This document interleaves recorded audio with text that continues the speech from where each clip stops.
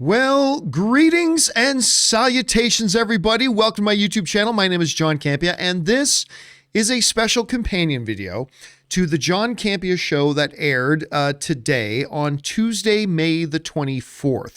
Now, for those of you who watched the show live earlier today, you know that once we got to the end of the show and we got to the Super Chats part where we took Super Chats from you guys, the audience, YouTube had some kind of massive hiccup where it was no longer showing us all the Super Chats that came in. Like we were only seeing like 6 or 7 of them, and we answered those 6 or 7. Maybe there were 8 or 9, I can't remember, but there's a whole ton of them that had come in that did not get answered. So we haven't totally fixed the problem, but we found some kind of back channel way of pulling up the Super Chats that got sent in. Because if you guys sent in Super Chats, you supported our channel. And I want to make sure those questions that you guys sent in get answered. So we are now going to take a few minutes here in this little companion video. It's probably going to be more than a few minutes. There's a lot of questions to get through.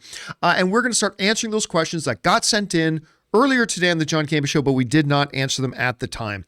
So let's not waste any time and get right to it.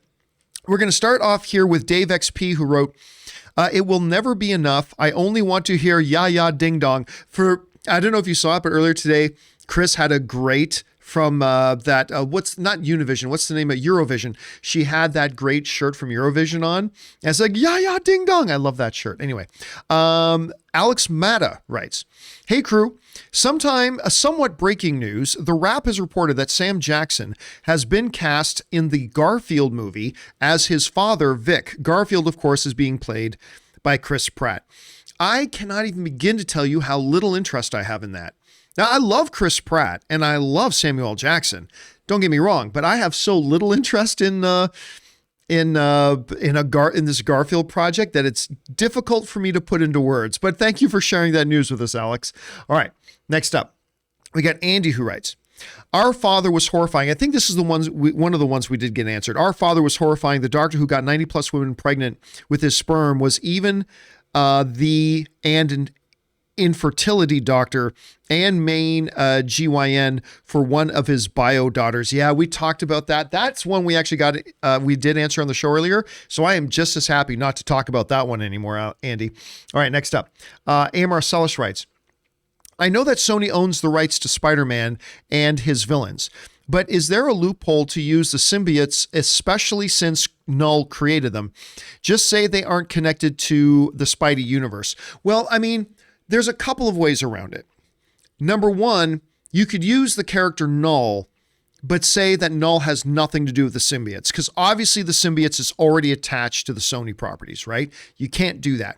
But if they just say Null, is the god of something or something or something, and instead of the god of the symbiotes, he's something else, then you could probably use Null. But the other thing is that with the new partnership and deal that Sony and Marvel have been operating under for a while, it probably wouldn't be that big of a stretch that Marvel simply went to Sony, since they're in a working relationship right now, and said, hey, would you mind if we used Null as god of the symbiotes and all that kind of stuff? And they could have worked around it that way, or they just won't use Null at all. So there's a lot of different options there, A. Marcellus. Good question, man. AlRensha writes, did he really flick too hard? Most women and even men would have reacted the same way. Oh, Lord, Chris, flex that muscle. Stop it. Yeah, of course, from the Thor Love and Thunder trailer, he goes, I shall expose your identity with a flick. And Thor's entire robe goes off and he's standing there naked. I don't know. Maybe he really didn't. Maybe it was all just an elaborate ruse, Al. All right, BJ writes, the Jane moment looks like a pickup shot done over Zoom. Definitely not going to be in the movie. Oh, you might talk about the one where he goes, Jane? I don't know. I don't think that didn't feel like a pickup shot. I mean, I hope you're right and it's not in the movie, or if it is in the movie, I hope the context around it makes that line feel more natural, because to me, that was absolutely the worst part of the trailer. Jane, I hated that part of the trailer, man. So I hope you're right and it's not in the movie. Or again, if it is in the movie, that, the 30 seconds before and the 30 seconds after that happens sets the context a little bit better. So maybe him saying it like that, there's a reason for it. I don't know. We'll have to find out. All right. Thanks for that in, BJ. Our friend Elizabeth Gerardo writes, so Korg is the new Luis. If it is, give it to me. Love the trailer. Jane is smoking hot and gore is my official nightmare. So mission accomplished. The change of coloring between villain and hero. Yeah, I mean, there's kind of I am interested what that whole deal is with the fact that, you know, most of the trailers in full color, and then you get those, and even Gore is in full color in a couple of the shots. But then there are moments with Gore where he's basically in black and white. But he's fighting King Valkyrie, and King Valkyrie is in color. There's obviously something artistic going on here, and I'm really interested to find out what the narrative reason for that artistic choice is, so we will find out soon. Next up, we got Sam Fisher, who writes, for Thor, I love the idea of a black and white sequence, and Zeus looks like he's going to be the massive dickhard he is in Greek mythology. Excellent. Yeah, I am so down with Russell Crowe as Zeus. Like, give that to me all day. I'm super excited about it. And again, remember, it's not like a scene is in black and white, because we saw a little bit of Valkyrie fighting Gore, and Valkyrie's in color and Gore is in black and white. So there's something going on there that's causing that artistic choice. It's going to be really interesting to see what that is, Sam. All right, next up, Mr. Holdbrook writes, what are your thoughts on the new Idris Alba trailer for 3,000 Years of Longing? I talked about this on a mailbag the other day. It's a wonderful trailer. I mean, it's really bonkers and weird and kind of like you're on an LSD trip or something. But the basic idea is Idris Alba plays a djinn, okay? Like a genie, like he's a djinn. And the woman who calls him out of the djinn asks him, well, what would you wish for? Or what's a wish to you or whatever, right? And then it looks like Idris Elba is telling a story about like past things that have happened in the past with other peoples who have had the lamp. Anyway, it's directed by George Miller, the same guy who did Mad Max Fury Road and all that kind of stuff. I think it looks great. I can't wait to watch this movie. All right. Thanks a lot for writing that in, Mr. Holbrook. Next up, we got Mr. Downtone, who writes, hey, John and crew. The Love and Thunder trailer revealed Uatu and the Living Tribunal. I did it? I didn't see that. This is the second MCU property they've appeared in. Are we building up to something? I don't remember seeing either of them in the trailer. Maybe I just wasn't looking for it, or maybe I was just too fixated on like Mighty Thor. I don't know, but I certainly don't remember seeing what. You know what? Now you've just given me a really good reason, Mr. Downtone, to go back and watch it again, and I'll go through it a little bit slower and see what I can find there. All right. Ismail Montoya writes, will Gore die in Thor: Love and Thunder? I'm guessing yes. We talked about this on the show earlier. I'm guessing yes, because I really doubt that they were able to get Christian Bale to sign on for a multi-film deal. So my guess is that Gore will die in the movie. But again, just my guess. All right, Andy writes, finally finished Q Into the Storm on HBO Max. Never even heard of it. Really terrifying how something stupid online got out of control and dictated the direction of a country. I did not know HBO Max had such a thing. Yeah, the whole... I don't want to make any assumptions here, because I don't know if Q is the QAnon thing, which is like one of the most idiotic things I've ever heard of in my life. But I was not aware of this on HBO, but I might have to go check it out, Andy. All right. Mark Gomez writes, hey, Campea crew, just jumping in to say I am off to see an early screening of Top Gun Maverick in about an hour. Stoked. Bring on the filthy. Dude, I'm very excited for everybody to watch this movie. This movie is way better than it has any business being. It is far superior to the original. Again, we saw it at CinemaCon. Absolutely loved it. It's absolutely thrilling. It is better than the original in every way, except for maybe the love interest. I wasn't big on the way they handled the love interest in this movie, even though they have the wonderful Jennifer Connelly in it. But other than that, it's a bang up, wonderful time at the movies. I hope you have a lot of fun. All right. Next up, Caden writes, 1, Null will be in it via physically or in speaking. Don't know what that means. 2, main core characters will die. 3, regardless, let's effing go, baby. I mean, yeah. So I really was starting to think they were not going to have Null in it until this trailer, because again, you see, like we were talking about on the show earlier, you see Gore walking into that room and it looks like black symbiote stuff. I mean, we don't know for sure that it is, but it sure looks like it. So maybe that is Null. Main core character will die. I'm starting to think it's going to be Jane. I think Jane, although we see Valkyrie fighting Gore, and I don't think that's going to go well for her, but I don't necessarily think she's going to die. But I think Jane's going to die. But Who knows? I might change my mind before the movie comes out, Caden. All right. Guillaume Lebel writes, game day, seeing Top Gun Maverick tonight in IMAX. Been waiting years for this. My most anticipated film since the pandemic. Hope it delivers. I'll just tell you right now, look, all film is subjective. Not everybody's going to like something and not everybody's going to dislike something. I really believe you're going to have a very good time watching this movie. Now, whether you agree with me that this movie is better than the original or not, that's, up in the air. But I really do think 95% of people who go to watch this movie are going to have a good time. And I certainly hope that you do, man. Thanks for writing that in. Abraham Ruiz writes, impressive. Very nice. Let's see Paul Allen's Thor trailer. He looks so good. I have no idea what we're talking about, Abraham. Let's see Paul Allen's Thor trailer. That must be going. I must be missing something obvious. Sorry about that, Abraham. All right. Andrew Rice writes, hear me out. Hobbs and Shaw is a spiritual remake of Tango and Cash, especially with The Rock falling for Statham's sister. I mean, there's a little bit of that. There's also a little bit of The Boys in it. Not The Boys, sorry. Bad Boys. The Boys. There's a little bit of Bad Boys in there too. So,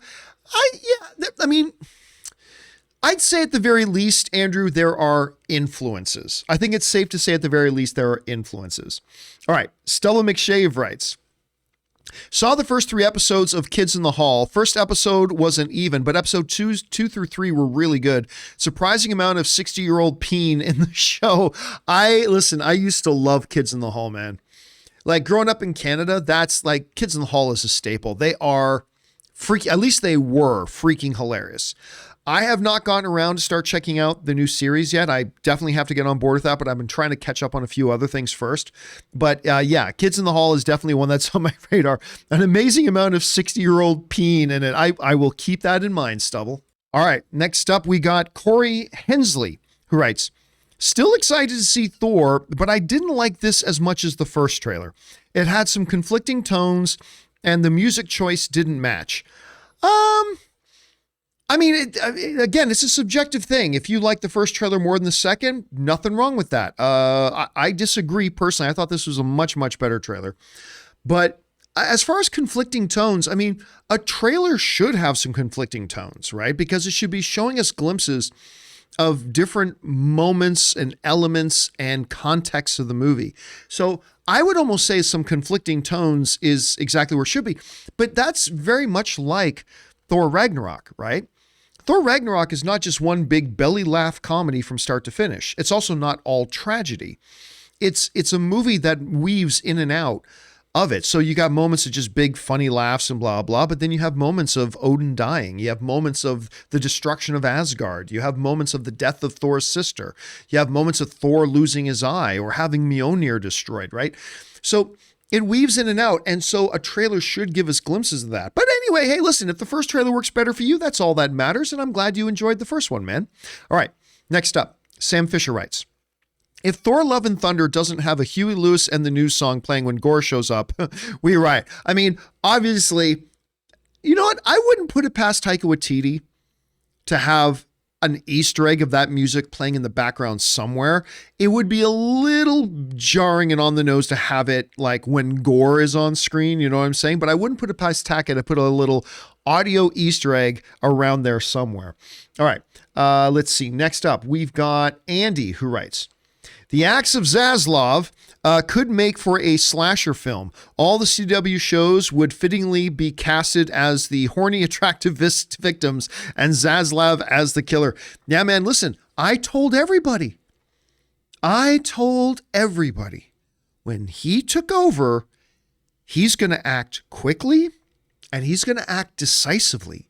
And you're going to see some changes. And what happened? CNN Plus killed.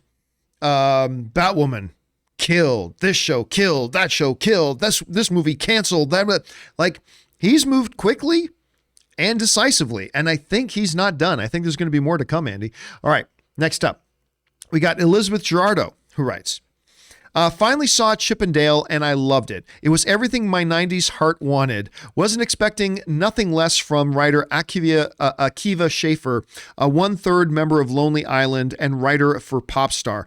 I did not know that he wrote that. I am a big, number one, I'm a big fan of Lonely Island. I really, really like Lonely Island.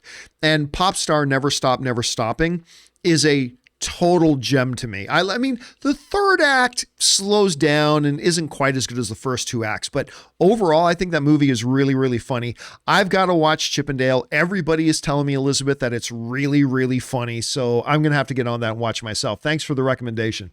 All right, next up.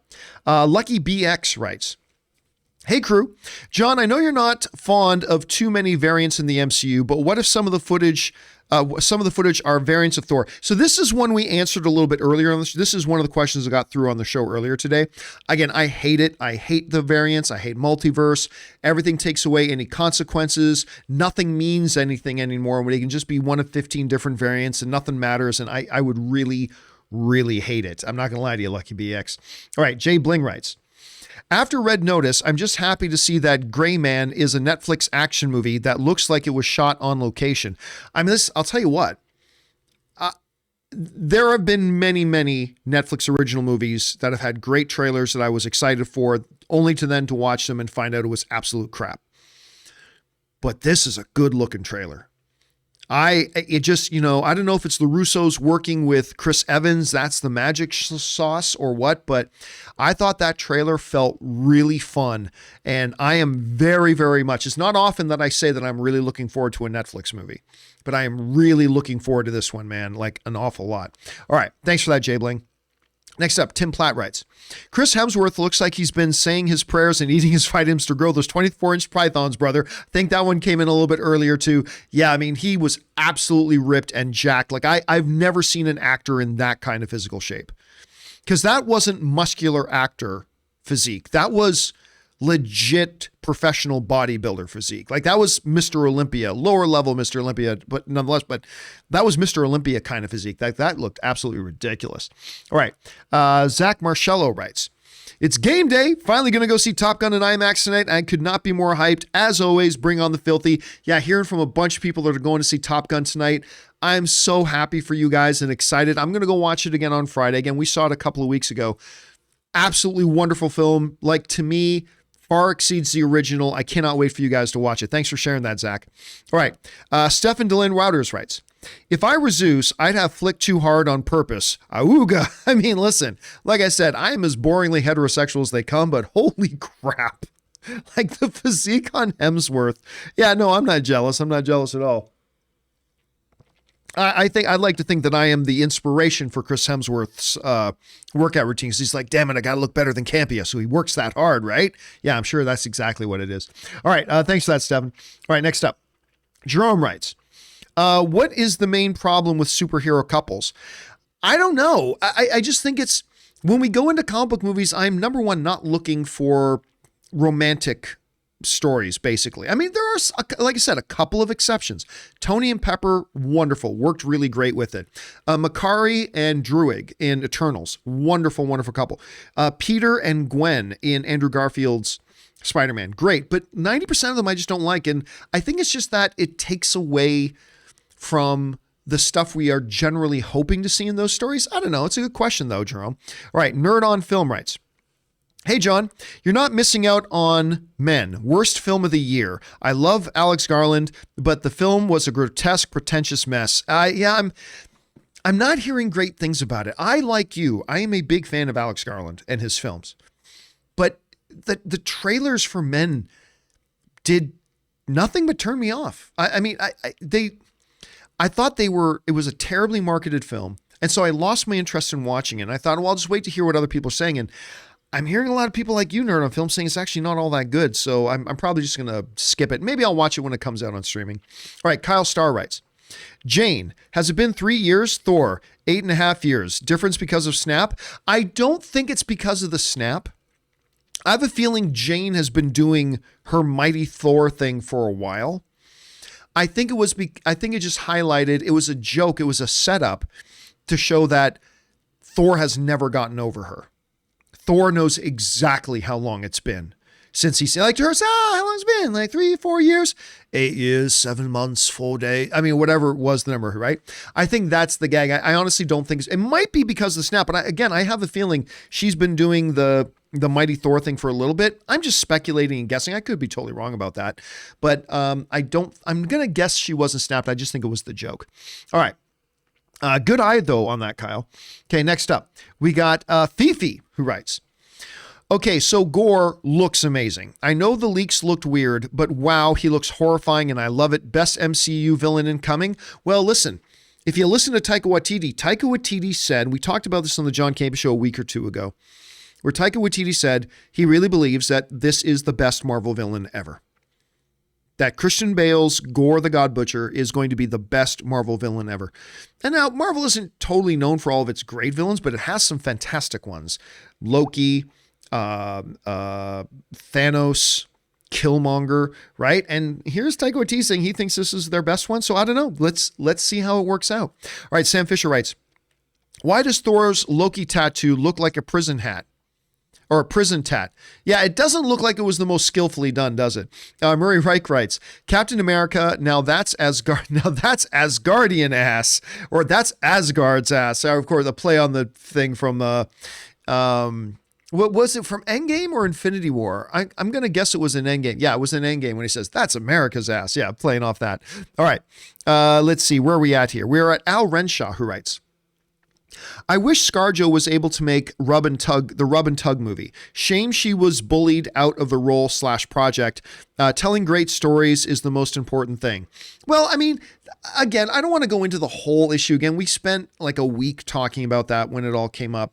But yeah, I will never understand the idea of somebody losing an acting opportunity because they are not what the person they're playing the character is. Like Ian McKellen said it recently best. He said, like actors need to be allowed to act. Should I only be allowed to play gay men? Should straight men never be allowed to play gay men? Should gay men and actors never be allowed to play straight characters? I mean, we're acting here. Actors play people that they are not. Now, there's obviously some hyperbole exceptions to that. Like if I'm going to watch a biopic on Martin Luther King, I want an African-American gentleman to play it, obviously. Like if I'm going to watch a biography on John F. Kennedy, I want to probably see a Boston Irish white guy play it, obviously. But 95% of roles are not connected to stuff like that. 95% of characters are not that obvious. I mean, so it can be played by anything. So, I mean, but that's just my take on it. I really don't care. I just want a good actor who's going to play the role and convince me of it. I don't need that. Like when I watch a movie about World War II and you have Nazis, I don't need you to go out and find real Nazis and cast them to play the Nazi roles. People play things. Actors pretend to be something else. That's what actors do. So, but whatever. Again, there are exceptions. I'm not saying that's a hard and fast rule, but that's just kind of how I feel about it. All right. Let's see. Next up. Never Lose Your Nerd writes, new Thor trailer was good, not great. Okay. I mean, I thought it was great. I mean, not like the #1 trailer of the year or anything, but I thought it was great. But that was just my experience with it. You had a slightly less enthusiastic one and nothing wrong with that. All right. ADP writes, you think that Jane was blipped? The reason she says she's been 3 years, but Thor says it's been 8. I guess somebody else brought up the same thing. I really don't think so. I think that was all just the gag. This is like he's a bit of an afterthought to her. How long has it been? 3-4 years? He's like 8 years, 7 months. Like the joke was there to set that he's been hang up on. Now, they may say she was blipped, but my guess right now, like I said, just my guess is that it had nothing to do with the blip. But we'll find out, ADP. They may very well say she was. All right. Arun writes, where did it go? There it is. Hey, John, just want to appreciate you and the community you've built. When you were away, you could have easily canceled the shows, but I was so happy to see the community members supporting your crew. Yeah, so I'm really glad you brought that up, Arun. Like one of the big reasons, honestly, that I wanted us to move out of my garage and into a studio that's out there through that door was because that I wanted somebody else to be able to run the show, camera switching, audio, graphics, all that kind of stuff, because there just wasn't room in my garage for somebody else to do it. I had to be the one doing it. And the ability to do that, and now that we have producer Jonathan running the shows, means that I can not be there and Chris can host, or Rob can host, and the shows can happen without me. And that was one of the big reasons I wanted to move into a studio. It wasn't just to try to make it look better or to have a little bit more space. It really, the main reason was it practically allowed us that we could do shows without me here. And even more importantly, like even when I am here, that I can just focus on hosting the show and not worry about also the cameras, the web pages coming up, the audio levels, bringing in the graphics at the right point, when we switch shots, blah, blah, blah, right? That ain't easy to do when you're just doing it. It's really hard to do when you're doing that and you're trying to host the show at the same time. And so thankfully we had just moved into the studio when I had to run back to Canada for, my mother had some health issues. And I thought Chris and Rob and Ray and Jonathan did a great job without me. And it was so good to see our whole community rally around them and really support the show at the same time. So yes, that was really great. And I appreciate you bringing that up, Arun. I really do. All right. Next up, we got Casey Mack, who writes, you guys are planning to do after shows for a few shows coming out. Obi-Wan, The Boys, Ms. Marvel, She-Hulk. But when it comes to Stranger Things or Umbrella Academy, it might be a little tougher to do that. Yeah, we are not going to be doing Netflix shows. There's just no way to do it. I remember we tried to do it might have been Jessica Jones. We tried to do a Jessica Jones after show back when we were at AMC, but it was just it's ridiculous. Because Netflix drops their episodes all at once. So with all these other shows, whether it's The Boys or whether it's Obi-Wan, we can watch one episode, give everybody a day to watch it, because we watch it at midnight. We'll do it 12 hours after it comes out. And then we can do it, and we all know we're all on the same page. We've all seen episode 1.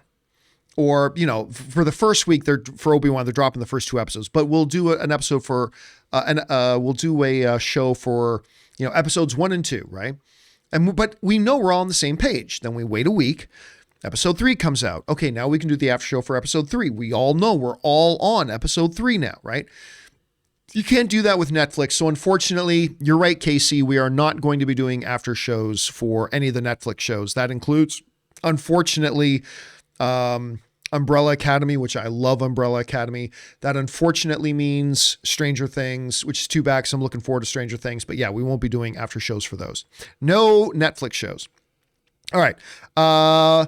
BlatinoBoy, BlatinoBoy sends in $100 super chat. Oh my goodness, BlatinoBoy, thank you so much for supporting our channel on that level. And I feel really bad that we weren't able to answer it during the main show, man. Again, I apologize to everybody for that. It was outside of our control. It was a YouTube issue, but we're trying to make good on it now. Anyway, BlatinoBoy writes, hey, John and crew. Yesterday, an entertainment consultant testified on Amber Heard's side. In her testimony, she had slipped up and mentioned about Princess Mara, not Mira, being in a hospital setting most of her screen time and pregnant. Could Aquaman have an heir? Yeah, so look, here's the thing. Court of law supersedes anything else, supersedes a movie coming out or anything. Court of law supersedes all of that. And yeah, you kind of knew that at some point there might be details of Aquaman that comes out in that. But yeah, they decided in their story that Mara is apparently going to be pregnant with Aquaman's little baby. So it's unfortunate that came out. But again, they can't go, well, you can't testify because, there's a movie coming out. No. Court of law takes precedence over everything else. So it's unfortunate that came out. But yeah, it looks like they're going with the story route of Aquaman having his own baby. That Nicole Kidman is going to be a grandma. Because remember, Nicole Kidman plays his mother. She's going to be a grandma or something like that. And it's interesting. Again, unfortunately, the way it came out, but what happens in a court takes precedence over everything else. Anyway, listen, BlatinoBoy, thank you again so much for supporting us on that level, man. It's incredible the way people like to support the content they enjoy watching. So thank you for doing that and supporting us on that level, dude. That's incredibly generous of you. Thank you so much. All right, we keep moving out. We go to Luis Enrique de la Pina, who writes, over under 50%. Either version of Thor dies at the end or Valkyrie. Have a great day. I'm going to say under 50%. If you had included Jane in that, I'd go over 50%. Look, there is a chance. I don't believe Thor's going to die. I think Chris Hemsworth has fallen in love with playing this character again. And if he does die, he's just going to come back again whatever the next movie is. So it doesn't really matter. There is a chance King Valkyrie could die because we see her in a fight with Gore. And I don't think that's going to go super well for her. So, but again, I'm not willing to say 50%. So I'm going to take under 50% on that for now, Luis. All right, next up.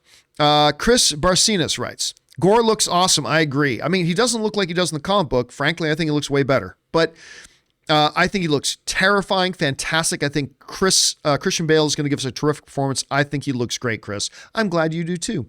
All right, Sam Fisher writes, are we sure his name is Gore and not Atheist Bale? Get it? A Christian Bale, Atheist Bale, because he hates the gods. I've been seeing that meme all over the place all day today. All right, Sebastian Gonzalez writes, just read the God Butcher and God Bomb comics, and Gore is a savage. Christian Bale will kill it, but I dug his Twi'lek look too, LOL. Really hope they do him justice. Yeah, listen, if there's any actor who's going to do that character justice, it's going to be Christian Bale. And he looks horrifying. And listen, I know there's some disagreement on this for the 0.5% of the people out there who actually read the comic and know the comic, because 99.5% of the people who are going to be going to this movie never have and have no idea what he looked like in the comics, so it's not important. But frankly, I think he would have looked goofy. I think if they try to just do a big... First of all, why would you get an actor like Christian Bale and then gulp him up with CGI? I mean, it's one thing with Thanos that you do something like that, but... Gore the God Butcher, frankly, I don't even think he looks that cool in the comics. But whatever, they decided to go a different route. I'm glad we're going to get the full Christian Bale performance, so I'm really looking forward to that, Sebastian. All right, next up. Raphael Castillo writes, Mint Mobile, I only pay $240 a year for 10 gigabytes a month. I love it. I think this is one of the ones that came through. Obviously, Mint Mobile is a sponsor of our show, and I actually am a very enthusiastic and happy, I'm just trying to get it loaded up here, and happy Mint Mobile user. There's my Mint Mobile. Yes, I love Mint Mobile. I'm a very happy customer. I've been saying it on the show, and I swear to you guys, Raphael is not a plant. I say on the show and I say in the ad spot, but it's absolutely true. I am now spending like 1/3 of what I used to pay for my cell service, and my service has been fantastic. So thank you, Mint Mobile, for being a sponsor of our show. All right, next up, Sam Fisher writes, it's a little detail, but Jamie Alexander's name is in the end credits at the bottom of the poster, so Sif is probably in Thor Love and Thunder. This is one that came through a little bit earlier. Yes, she is, but that was confirmed a long time ago that she's going to be in there, and I'm very excited to see it. And again, we answered this one a little bit earlier. Murray Reich writes, but John, how come they didn't show cameos in the Thor trailer? I know everybody now, like everybody thinks it's the Marvel, everybody thinks MCU now stands for Marvel Cameo Universe. We want to see cameos. Cameos are fine when they are used in such a way that furthers the narrative. But they're just like, hey, everybody, look, I'm here. Like, I hate those. They actually become more distracting to me than anything else. All right, let's see. Thanks for writing that in, Murray. Ryan Gregor writes, hi, John. That Thor trailer is epic. Jane. I know. Listen. I love the trailer. I do. Don't get me wrong. I love the trailer. I just hated that one moment. Jane. Like I really hope that gets cut out of the movie, or that once we see it in context, it makes more sense. At least that's what I'm hoping, Ryan. All right. Eduardo Howell Santos writes, Disney True Multiverse of Madness, Chippendale Rescue Rangers. The other one was just Disney trolling the Marvel fan base. Bring Tigra to the Disney Plus MCU. The DMCU needs her and her growth story in it. Listen, I don't get, the vast majority of people like Doctor Strange in the Multiverse of Madness. As a matter of fact, let me look up something quick. Yeah, as of right now, Doctor Strange in the Multiverse of Madness has over 10,000 verified ratings. That means verified. That means over 10,000 people who they confirm have seen the movie. With over 10,000 verified ratings, Doctor Strange in the Multiverse of Madness has an 86% audience rating. I mean, that's not like the greatest thing of all time or anything like that, but that's really good. Listen, I thought Doctor Strange Multiverse of Madness was quite good. I don't put it myself on top shelf MCU. Like I don't put it on the same level as like Civil War, Winter Soldier, Shang-Chi, Infinity War. Like I don't have it up there. But I still think it's quite a good movie, and a lot of people didn't. But anyway, yeah, there's that. I'm glad that you like Chip 'n Dale so much, Eduardo. I have been hearing from so many people that it's great, and one of these days I got to get around to seeing. I'm hoping maybe later tonight, Anne's going to be out for dinner with her friends, so I might just kind of, grab a bag of chips, big glass of Diet Pepsi, sit back and watch Chip 'n Dale. Who knew? I never would have thought. All right, thanks for writing that in, Eduardo. Jerome writes, your opinion on Amber in Invincible. I think if that's the girlfriend, right? Amber's the girlfriend. If Amber's the girlfriend, I love her. I think she's great. All right. B Gill Studios writes, I think Valkyrie will die and they will have Jane become the new Valkyrie. In the comics, Tessa's character dies and Jane takes her place. Yeah, in the comics are the comics, movies are the movies. 9 times out of 10, what happens in the comics does not happen in the movies. 9 times out of 10. But again, like I said earlier, we see that shot where Valkyrie is going toe-to-toe and fighting Gore. It looks like with Zeus's lightning bolt. I don't know that that's going to go well for her. So I don't know. It's possible, but I actually kind of think Jane dies at the end. Again, we'll find out. We'll see how that goes. Thanks for writing that in, Bigel. Appreciate that, man. All right. King Mike Todds writes, the Thor trailer was but Gore looked good, but I have my worries, about this movie. I'm going to wait till it comes on Disney Plus. I mean, you can do that, or, wait till you start hearing some people who have seen the movie. Like that's what I do. Like I had no interest in watching Chip 'n Dale.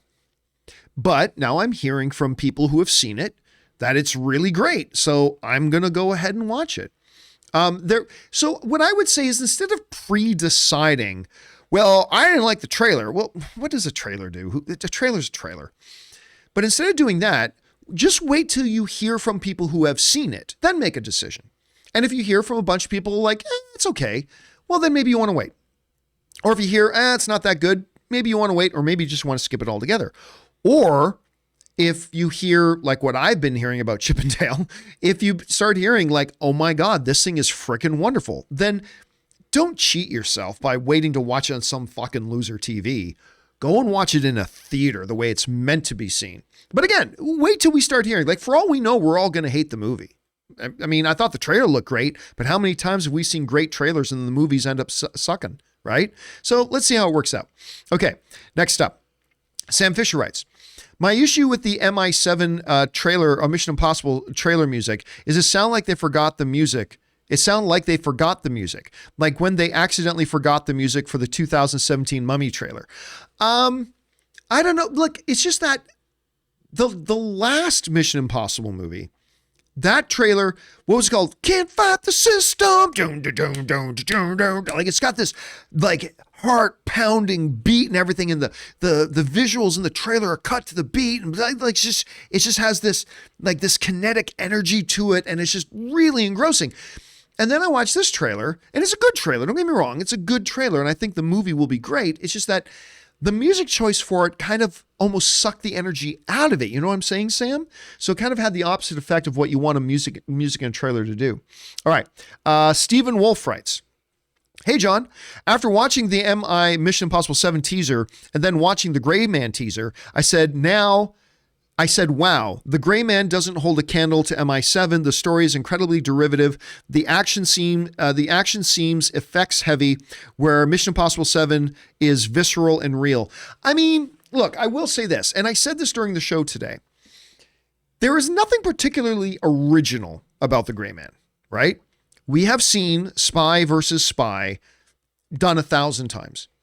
And we've seen top-ranking government spy, but gets framed for something, is now on the run. Now another top-ranking government spy has to go after them. I mean, we've seen this 100 times, even with Chris Evans as Captain America, right? With Winter Soldier, like in Winter Soldier, he's on the run. And then again, he's on the run in Civil War. I mean, look, it's been done 1,000 times. There's nothing particularly original about the Gray Man. But like I said on the John Campea Show earlier today, there's nothing particularly original about taking a bowl of rich, creamy vanilla ice cream and pouring chocolate sauce on it. Nothing original about that, but it's delicious. And yeah, so while there may not be anything particularly original about the Gray Man, it still looks like it can be a really good, fun time. I think the effects and the action look great. Now, don't get me wrong. If I had to guess right now which is going to be the better movie, I definitely think MI7 is probably, Mission Impossible 7 will be the better movie. I agree. But that doesn't mean I don't think the Gray Man isn't going to be a hell of a lot of fun, because that trailer makes it look like a hell of a lot of fun. Again, you got the Russo brothers with Chris Evans, and they've never gone wrong together. And you got good Canadian kid Ryan Gosling in there. So that's a big thumbs up. The trailer was great. So yeah, I'm looking forward to seeing both of them, man. All right. Thanks for writing that in, Steven. Appreciate that, man. Okay, next up. Kyle Fielder writes, Hercules, Beta Ray Bill, Nova, Warlock, Jesus cameo. Like even yeah, I'm going to guess a Hercules cameo. Yeah, a character in the movie, no, but a cameo maybe. I was guessing maybe we might see a Beta Ray Bill in the trailer, and they didn't. So now I'm doubting we'll see him in the movie. We'll see. Bobby Jackson writes, so far the characters that have stayed dead in the MCU are Black Widow. Well, stayed dead. That just happened. Right? That just happened. There has not been any movie in which Black Widow could appear in since, really.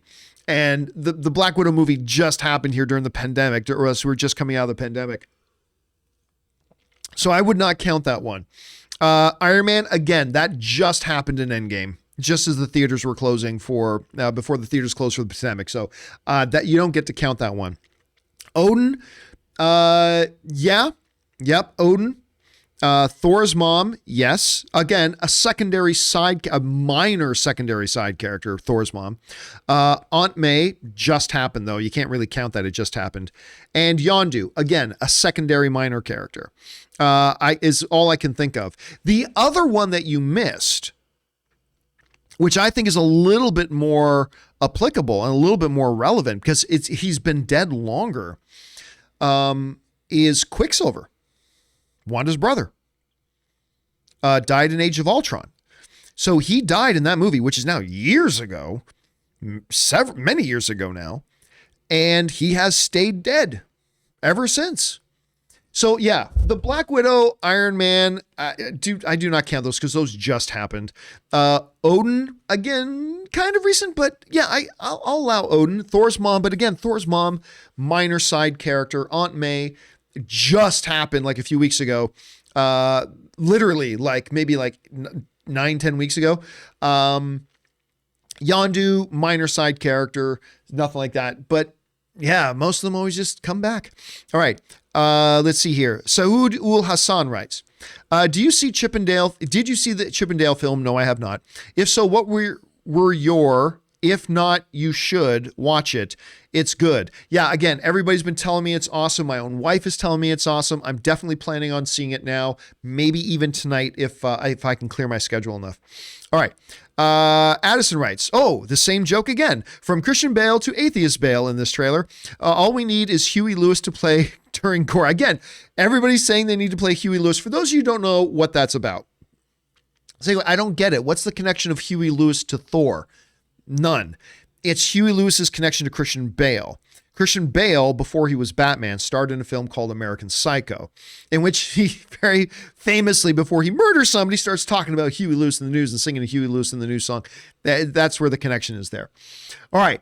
Let's see. Justin, Aranda, Liv Torrens, both send in super chats just to be supportive. Thank you so much, guys. Appreciate that. And then John Wicked, we did answer, and in the main show, sup John and crew, one of the AMC Man of Steel viewers, just want to say, watching you, bro, for 8 to 9 years. Thank you so much for that. Again, we answered that a little bit earlier. And Fredo Velkaz sent in a super chat badge to be supportive. And guys, that'll do it. We are now all caught up on the super chats that we didn't get to read during the John Campea Show earlier today. Again, guys, like straight up, my number one concern all the time is the experience our viewers have watching our show. Everything I do about my show, from the people I hire to the equipment that we use, to the topics we discuss, to the graphics, the mics, the camera, everything is about our viewers' experience. And when we let you down, like we did earlier today, because you sent in super chat questions and we didn't answer them on the show. Granted, it was outside of our control. I know it wasn't our fault. I know that. But still, you guys came to our show. You guys chose to take time out of your day today to come and hang out with us on our show, expecting a certain experience, and we failed to deliver. And that does not sit lightly with me, and it really bothers me what happens, whether it was our fault or not. And so I apologize for that again. Hopefully we just made good to get these questions answered, and hopefully we won't have the same problems with the John Campea Show again tomorrow. But anyway, guys, that will do it for now. Thank you so much for your patience and indulgence. Thank you for hanging out as we got through those super chat questions, and I look forward to doing more of them tomorrow, guys. So again, thank you so much for your patience. My name's John Campea, and until next time, everybody, bye-bye.